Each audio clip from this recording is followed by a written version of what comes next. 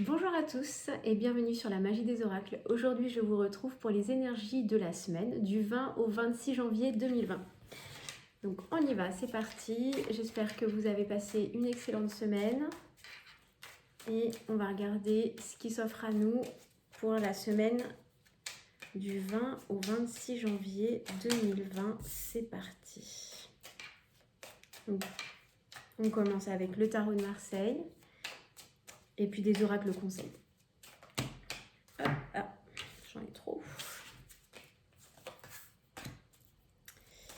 Encore une, et non, ce sera celle-là. Alors, on y va. Qu'est-ce qu'on a?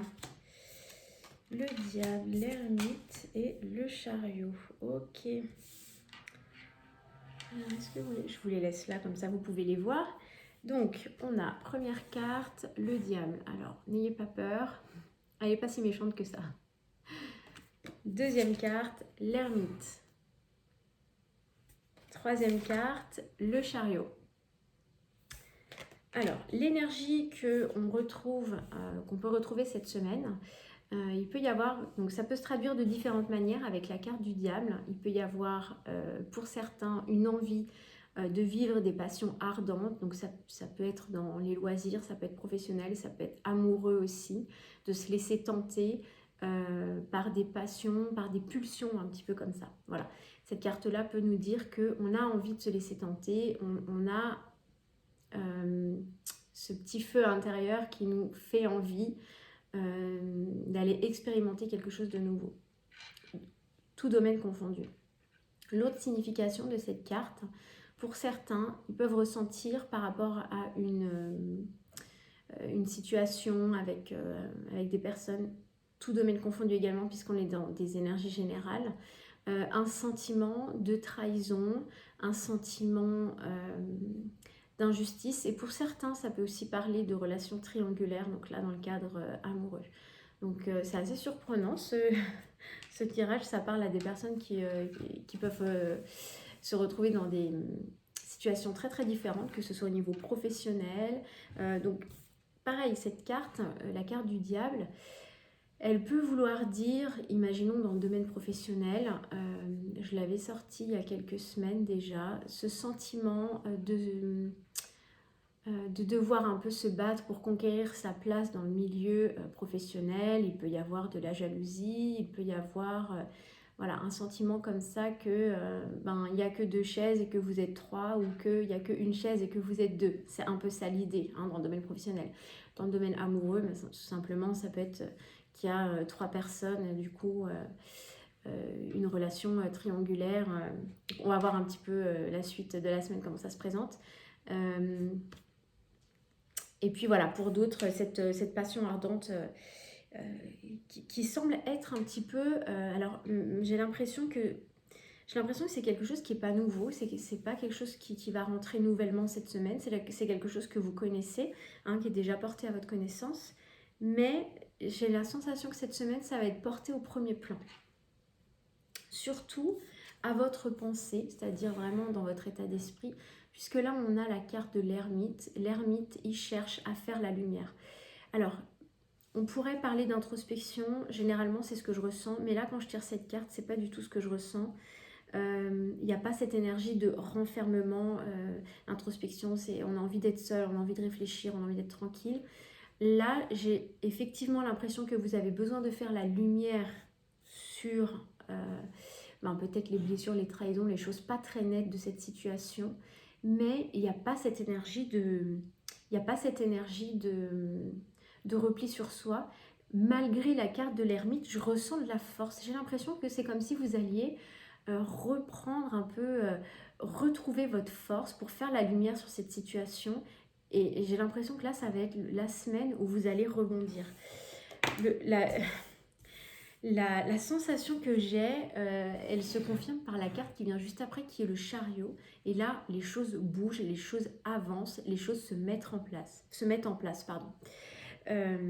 Si je devais un petit peu résumer l'idée générale de la semaine, ce que je ressens au niveau des énergies, pour ceux à qui ça parlera, j'ai l'impression que pour ceux qui étaient dans des situations un petit peu où ça se dénouait pas, où ça stagnait, où il y avait des choses pas nettes, des choses un peu instables, où vous n'arriviez pas à faire la lumière. J'ai l'impression qu'il y a un dénouement cette semaine qui est possible et que en toute fin de semaine, c'est tout à fait possible que les choses avancent, que là, d'un seul coup, ça bouge, ça tourne pour les gens qui étaient dans des situations un petit peu compliquées voilà, il y a trop de gens pour le nombre de postes, que ce soit au niveau amour, que ce soit au niveau professionnel, au niveau même peut-être loisir, ceux qui font de la compétition, je ne sais pas, mais il y a un petit peu cette idée-là. Bon, c'est très particulier comme tirage.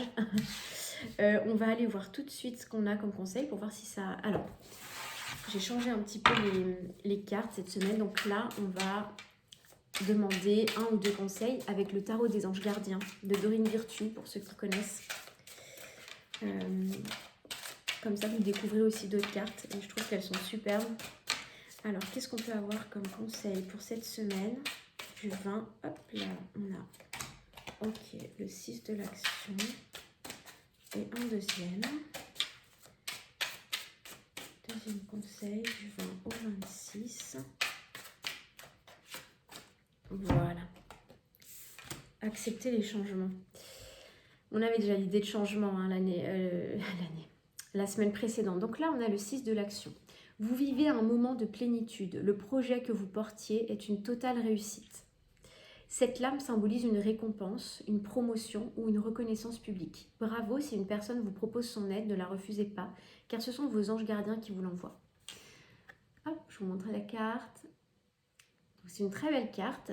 L'idée générale finalement de cette carte, premièrement, c'est que, comme je vous disais, j'avais le sentiment que quelque chose allait se dénouer, que quelque chose allait basculer cette semaine, que vous pouviez tout à fait cette semaine et en fin de semaine avoir le dénouement de quelque chose qui traînait un petit peu ces derniers mois, peut-être ces dernières semaines, ces derniers mois pour certains. La deuxième chose, c'est que vous pourriez avoir quelqu'un qui vous offre son aide. Alors là, soyez vraiment dans l'ouverture et dans l'accueil et ne refusez pas. Parce que peut-être que ce changement et ce retournement un petit peu de situation nécessite peut-être de l'aide. Et du coup, on vous dit que là, vos guides ou vos anges gardiens vous envoient une personne qui peut vous aider. Donc, n'hésitez pas, ne vous dites pas « non, je vais y arriver tout seul ».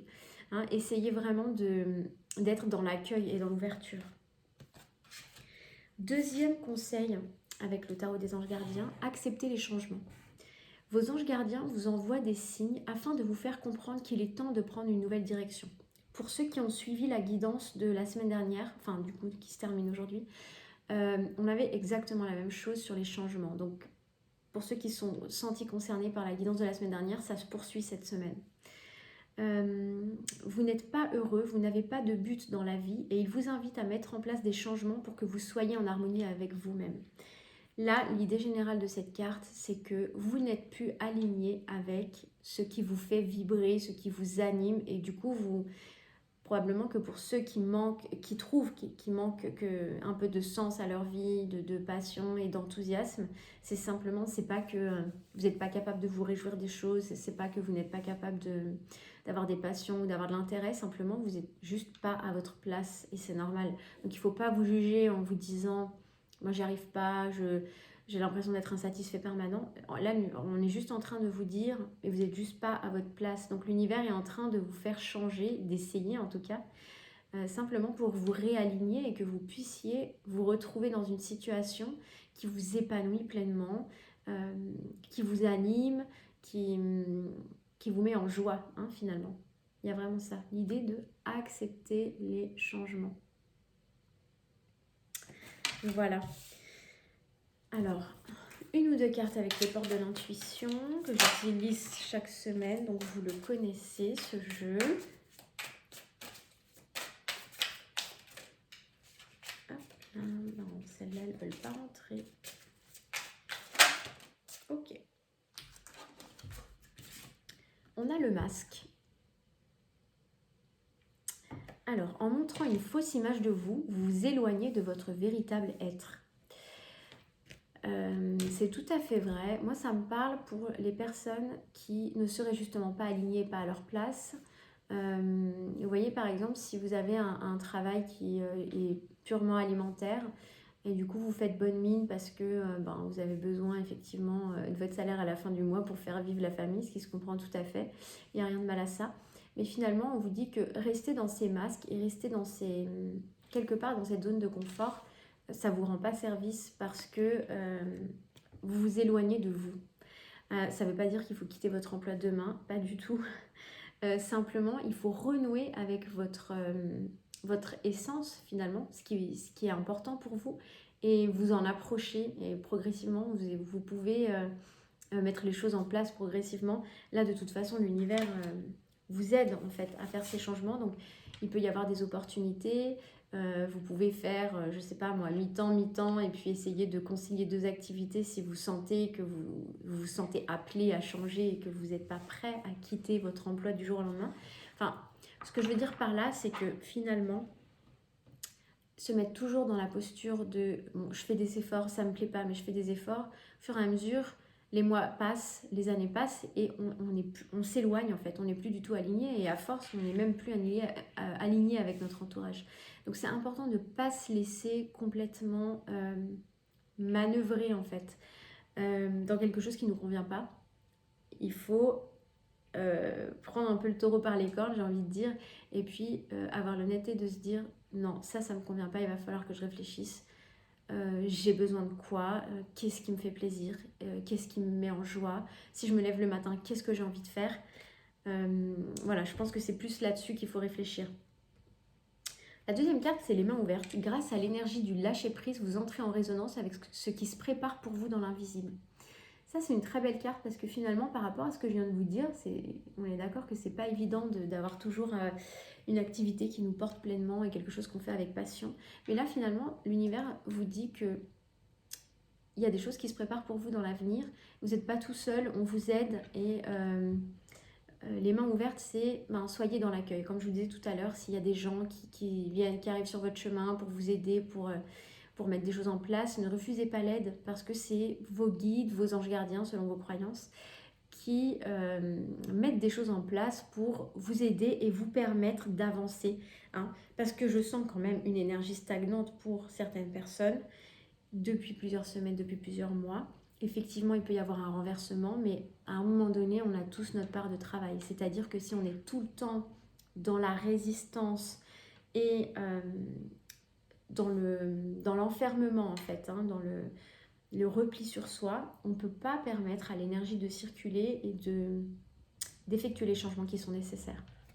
Donc là, les conseils, c'est ça. Accepter, c'est assez fort en plus parce qu'on a carrément la carte accepter les changements. Il faut lâcher les masques, soyez vous-même, osez être qui vous êtes, pensez ce que vous pensez et n'ayez pas peur du jugement aussi. Je pense qu'il y a un petit peu cette idée-là pour certaines personnes. Et puis là, lâchez prise, on vous aide, l'univers est là, vous n'êtes pas tout seul. Ok, et j'avais envie de vous tirer une carte du magnifique oracle Murmure de Ganesh. C'est invité à nous cette semaine là. Et je trouve que ces cartes sont vraiment superbes. Alors, c'est celle-là. Ah bah, quand les cartes veulent parler, changement de conduite. Bon, bah clairement, on est dans l'énergie du changement. Et alors, c'est très drôle parce que je vous montre quand même, dans le tarot de Marseille, une des cartes qui est sortie, c'est le chariot. Et là, finalement, c'est la carte qui pourrait correspondre au chariot. Ce serait l'équivalent. Donc, c'est renforcé. C'est très positif parce que cette carte, c'est la réussite, l'accomplissement et l'avancement. Là, il n'y a plus de cette énergie de stagnation. J'ai l'impression que c'est vraiment imminent pour ceux qui se sentaient concernés par ces énergies de stagnation. Ça va avancer. Donc vraiment, ayez la foi aussi. Ayez la foi que même si ça a stagné pendant plusieurs semaines, il y a vraiment le changement qui se prépare et le retournement de situation. Quelque part, on nous dit aussi, soyez prêts à avancer, soyez prêts à changer.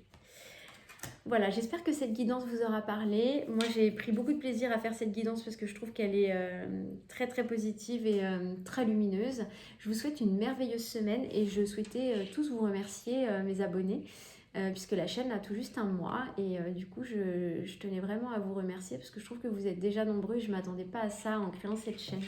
Voilà, je vous souhaite une merveilleuse semaine et je vous dis à bientôt.